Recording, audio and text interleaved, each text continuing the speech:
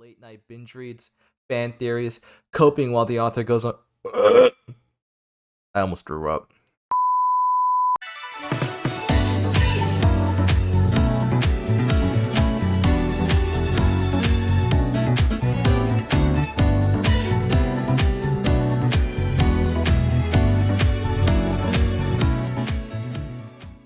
It's here. It's finally here. The final chapter of the beloved manga series that you've been following for years now. All the late night binge reads, fan theories, coping while the author goes on break. It all ends today. Your hands rumble as you click on the chapter. You've been avoiding the raws, the fan translations, or any of the discussion boards. You want to experience the grand finale yourself. Soon enough, all your questions will be answered. How can our hero possibly defeat the villain? Who was the traitor? Who will our main character choose as best girl? You devour the pages, inspect each panel one by one, appreciate the art and understand every part of the dialogue. But as you flip the pages, your smile slowly fades. Wait, this can't possibly be it. There's no way this is the direction the manga is going to end, right? But you see that there's only 2 pages left. How can the manga possibly end like that? It was all so rushed, so unexplained, so unsatisfying. And as you read the final page, a pit grows in your stomach. You feel betrayed. All that time you spent reading, gushing to your friends wasn't worth it. The manga was a masterpiece until it wasn't. The ending was trash.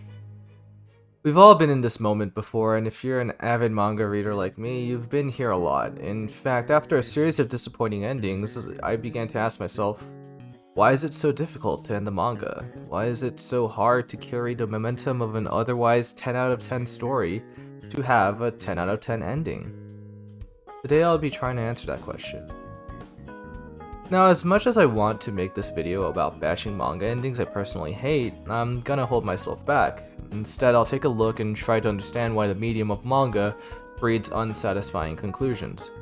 In fact, I'll try my best to not even spoil anything, which really would make this easier. Bad endings to an otherwise great series aren't exclusive to manga, ask anyone who's finished Game of Thrones. But I do think that there's something about the medium that lends itself to having bad endings a little too often. So let's take a look at the manga serialization process and why the industry might have a hand in creating poor endings.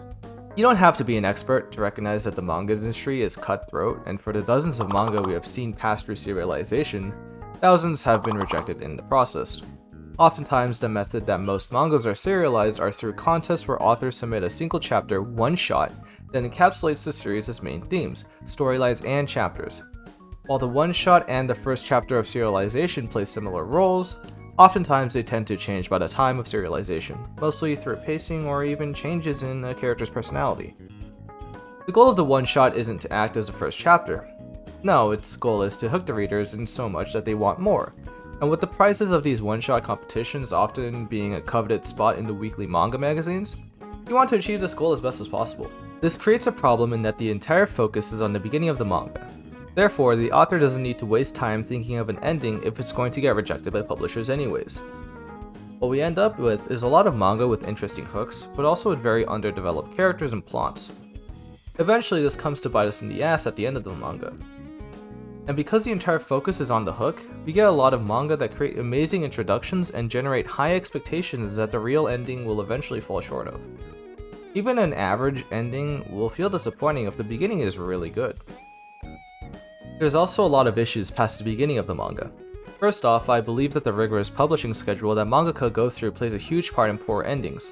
The week by week creates a sense of urgency and survival so that the mangaka only has time to focus on what's going to happen the next week, rather than what can possibly happen down the line. It also creates burnout that we see all the time, and by the time a series has come to an end, the writer's passion for writing the series has fizzled out, so bringing a satisfying conclusion is far from their minds. They just want to be done with it. In some other cases, the writer doesn't understand their audience very well. I've seen manga ruined because the mangaka goes for an ending that will surprise and shock the reader, but without any of the foreshadowing or thought behind it. It creates a sense of cheapness and betrayal that the mangaka doesn't really value their audience that much to give them the ending that they want. That's not saying that fanservice endings are the way to go, but if you're to do an ending that's going to be surprising, it should have value from earlier on in the series. Many mangaka go for endings that are very different from their original intention, but it's pretty easy for the audience to catch on to that. It sucks because there are potentially really great endings if the writer was able to go back and change what happened in their story, but because chapters are released week by week, that's not really possible. Very often we see our mangaka's vision squandered by the needs of the higher-ups in publishing offices.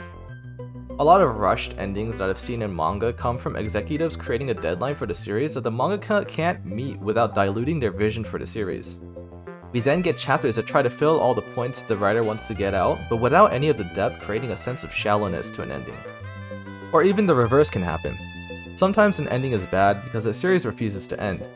I see this most often in slice of life and romance mangas, but lately it's also been true for a lot of webtoons. The character arcs have finished and the problems have all been solved, but the story keeps on going. This is mostly from the fact that the series will be super popular and make a ton of money for the publishing company, so they'll tell the writer, hey, keep on going for a bit more. They'll recycle the same problems or even create new ones just for the sake of something happening. It's fan service and feels good for the reader, but when the manga eventually does come to an end, it feels unsatisfying because the manga really ended a while ago. I think endings are really hard to get right. It's often my biggest struggle in my own writing. There are a lot of toxic practices in the industry that only make ending stories here harder. I think until there's a big overhaul in the way publishing comics in the East works, we'll continue to be disappointed by otherwise great manga. But even so, I want to leave you guys with the thought that you can still enjoy a series despite its ending. If you really don't like it, you can come up with your own or read a fan ending. And if you're still mad, try writing a series yourself. I guarantee you won't get it perfect either.